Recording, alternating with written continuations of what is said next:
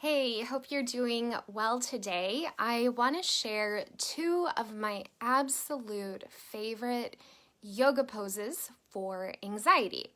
So these are poses that I do almost every day. Sometimes these are the only poses that I do, and it just takes a few minutes, and that's my yoga for the day, especially if I feel very, very anxious.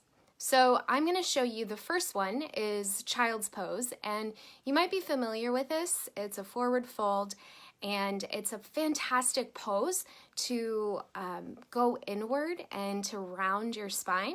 So when we feel a lot of anxiety, forward folds can be especially therapeutic to help decrease that sense of fight and flight. So we move into our parasympathetic nervous system. So we move into a state of rest and digest. So let me show you child's pose. In child's pose, there's several different ways that you can take this shape. So I'm going to show you first without any props.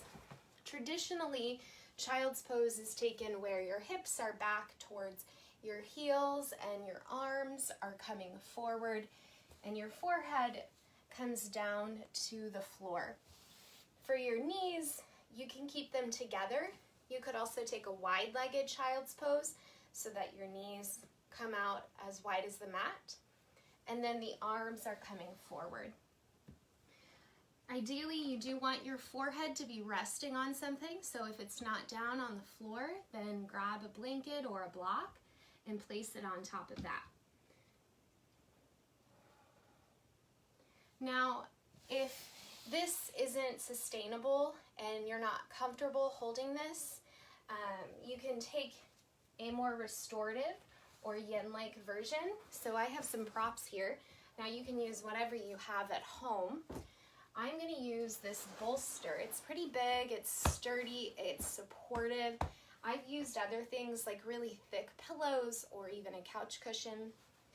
So I'm going to take that in front of me. And I like to have another blanket, and sometimes I take a blanket so that it's behind the backs of my thighs and my calves. This is a kind of extra cushion. And sometimes if I hold this pose for a few minutes, I might even take my blanket and place another blanket underneath the tops of my feet. This helps take away some of the pressure. So having a bolster in the front can be nice because it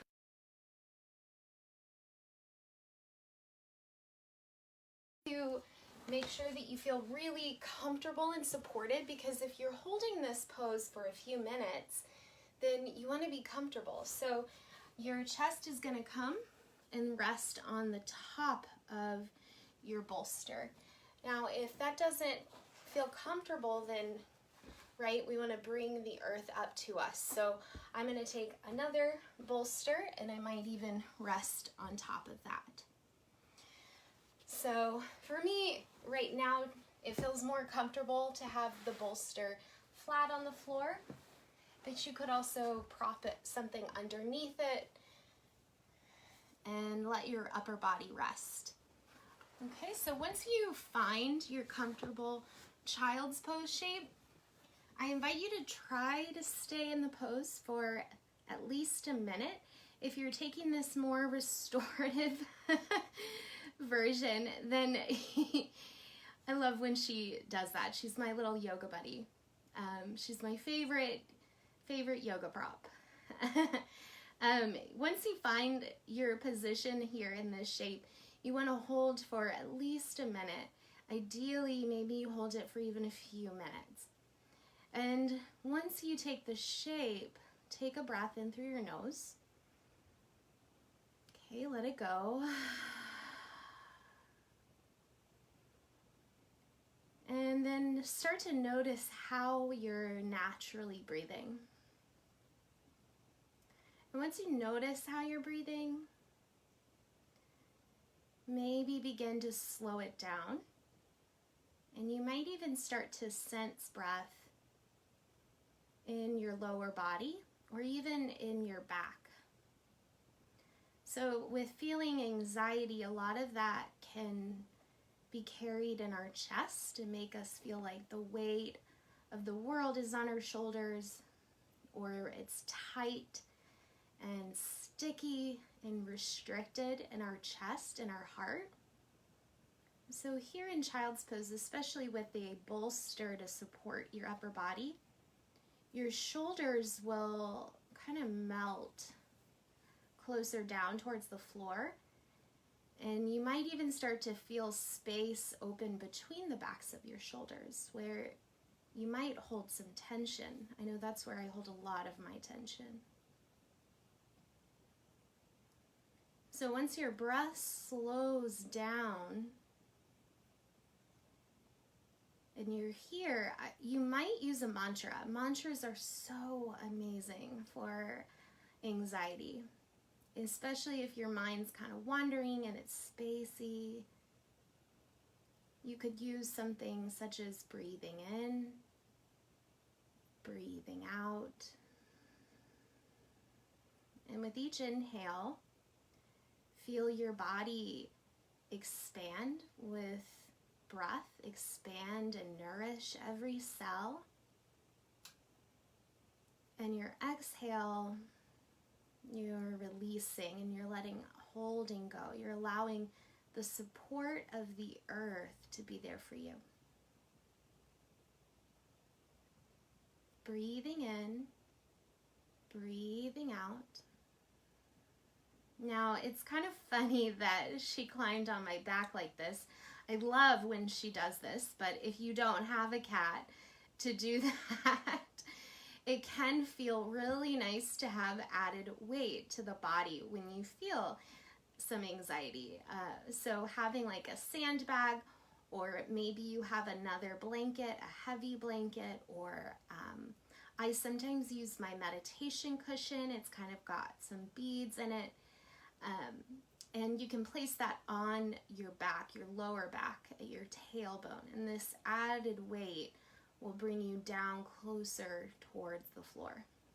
Okay, so I'm going to take a few more breaths here and experience them in my back, the backs of your ribs, in and out through the nose. That's really important.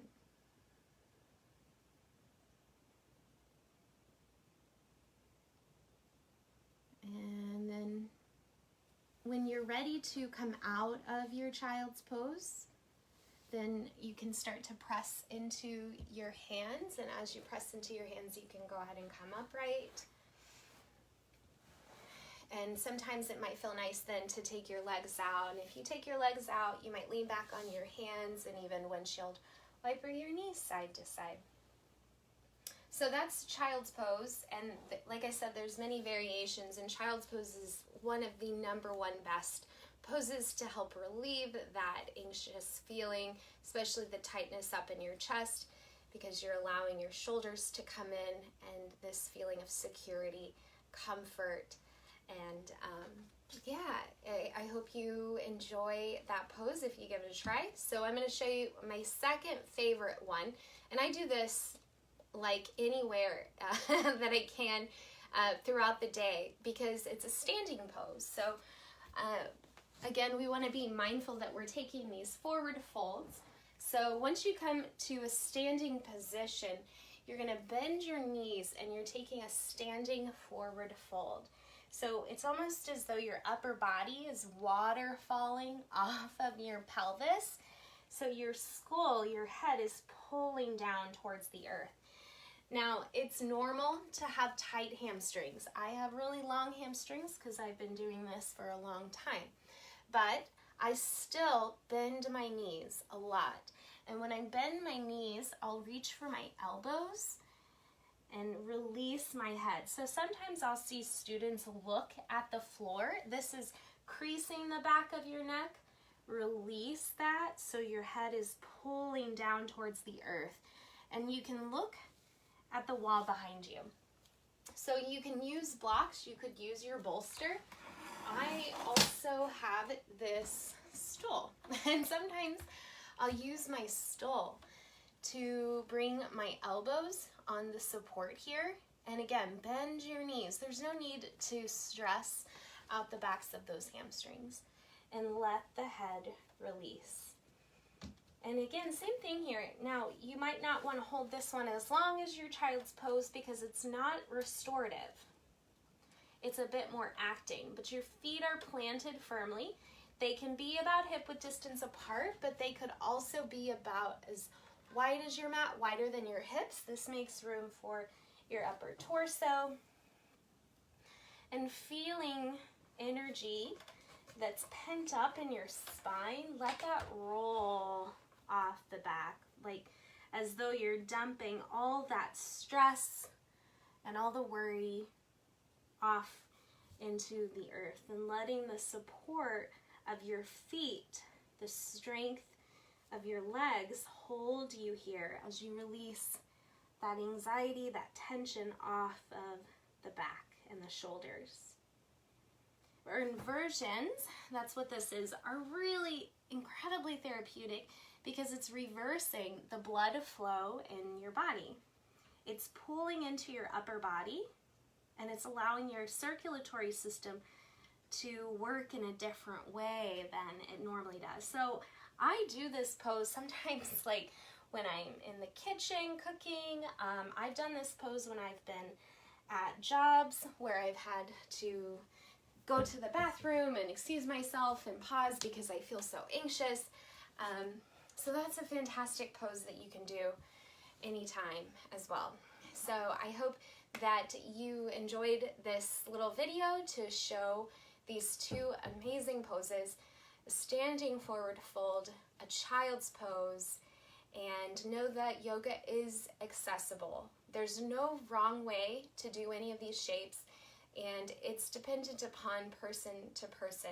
Everybody's experience is different, so you might take these shapes and they might not feel good for your body, and that's okay. There are other amazing ways to overcome that sense of anxiety. So I hope that you enjoyed this little video, and thank you so much for watching. I want to invite you to my upcoming workshop I'm doing called Nourish Your Mental Health. Next Thursday, December the 9th at 6 p.m. Alaska time, I'm hosting the first one. It's called Yoga for Anxiety. The second one is the following Thursday, also at 6 p.m., December 16th, Yoga for Depression. And I will have both of these as live recordings. They're going to be available so you can access them anytime in the future. And you also will have a bonus, such as a guided meditation, a bonus anxiety, overcoming anxiety, Yoga Nidra, and also a workbook. I'm super excited about this. I've been working hard on it, and I love sharing these amazing tools to help your mental health. So I'd love to see you there, and you can sign up at my website, karatroglan.com, and let me know if you have any questions. The deadline to sign up is on the 16th, but I recommend signing up before then so that way you can have access to everything, and I cannot wait. So thanks for watching again. I hope you have an amazing day.